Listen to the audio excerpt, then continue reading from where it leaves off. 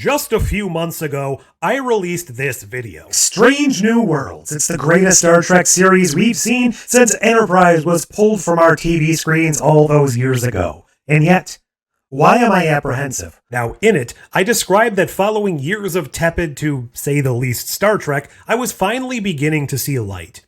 A show had come along that was on the right track. It was doing all the things that could help bring us back to those glory days of the classic era. The puzzle, for lack of a better metaphor, was finally starting to take shape. But I just couldn't help but feel as if the box came without all the pieces. Well, then something completely unexpected happened. That's right, the most unassuming and written-off corner of new Star Trek proto-warped onto our screens and completely changed the game. Now, while my optimism was cautious in regards to Strange New Worlds, my feelings for Prodigy just held no such reservations. I've made it no secret on this channel that prior to release, I had all but dismissed this show. I was less than thrilled about the character designs. In fact, I felt that they were little more than the remnants of some scrapped sci-fi show in the vein of something like, Monsters vs. Aliens. Just slapped with a coat of Star Trek paint. There turned out to be absolutely no need for worry. You see, this show, above all others currently being produced, just gets Star Trek. Not to take anything away from the structure and the characters of Strange New Worlds, or the design and the Easter eggs of Lower Decks, or heck, even the returning actors from Picard, Season 3 opinion pending, but there's just an ease to Prodigy. A feeling of warm comfort. It's like slipping right back into a world that's been with me since birth. I grew up with Star Trek. I was born while TNG was premiering. I don't know a time before this world or this universe these characters even existed. And when I watch Prodigy, it just feels like I'm back where I belong. As much as I do enjoy other iterations of the current era of Trek, there's always existed a slight disconnect in my mind, a feeling of difference. Something was always a bit off, even when I was having a blast. And this, among all these other things, has led me to wonder what might be the cause. You see, one thing I've not really addressed as of yet is the style of this show. It's a half-hour computer-generated affair aimed primarily at children, and for many, that would be an instant addition to the pay-no-mind list. What's the point of an animated show? Why would I watch something made for kids? There can't be anything of value to be gained from it, right? Well, that perspective of weakness is what actually gives Prodigy its strength.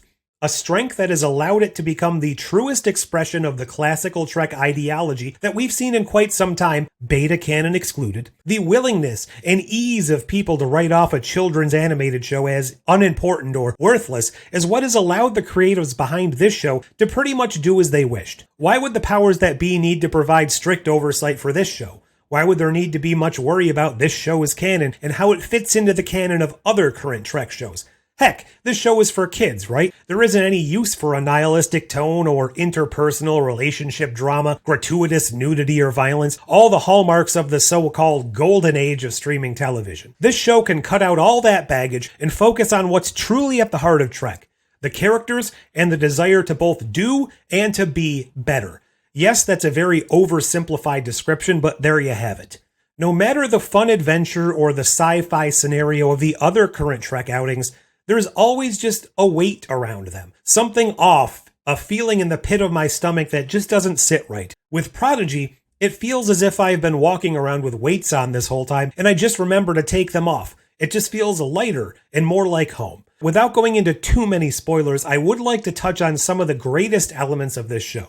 In addition to simply feeling the part of Star Trek, this show goes out of its way to honor the legacy while also advancing the story of what's come before. As you are probably aware, this show focuses mostly on a motley group of younger characters, and I hesitate to call them children, even though the show references them as such, based on the ages of a few of them. That being said, there is also one primary adult character, and that is Catherine Janeway. On behalf of Starfleet, welcome aboard. The fascinating part, in my opinion, is that she is not the Janeway that we know, at least not at first. She's a hologram of the original Janeway.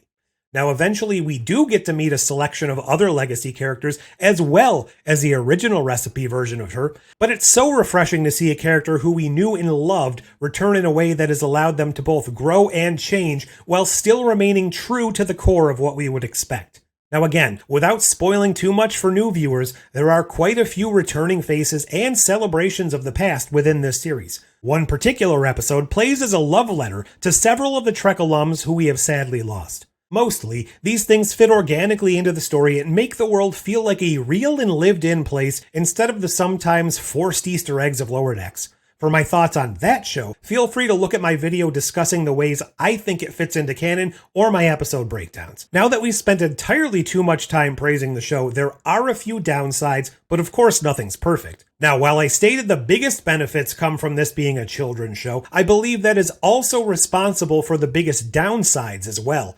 The shortened runtime doesn't always allow situations the natural room to breathe. Sometimes resolutions and reveals come a bit too quickly, and mysteries don't always have the same impact because we simply haven't spent that much time with them. Similarly, the dangers aren't always quite as heightened. My main examples of this would have to be the episode with the Borg.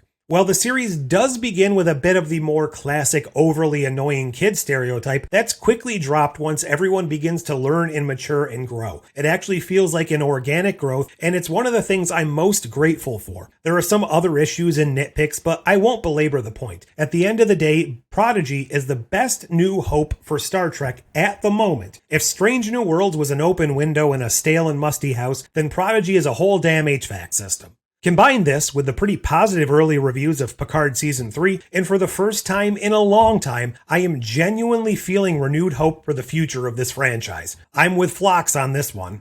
Optimism, Captain!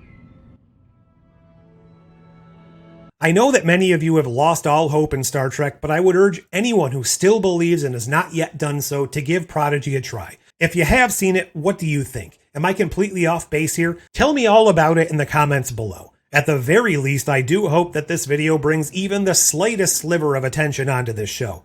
Like, share, subscribe, and all of those fancy YouTube things. But until next time... Computer. No, don't! End program.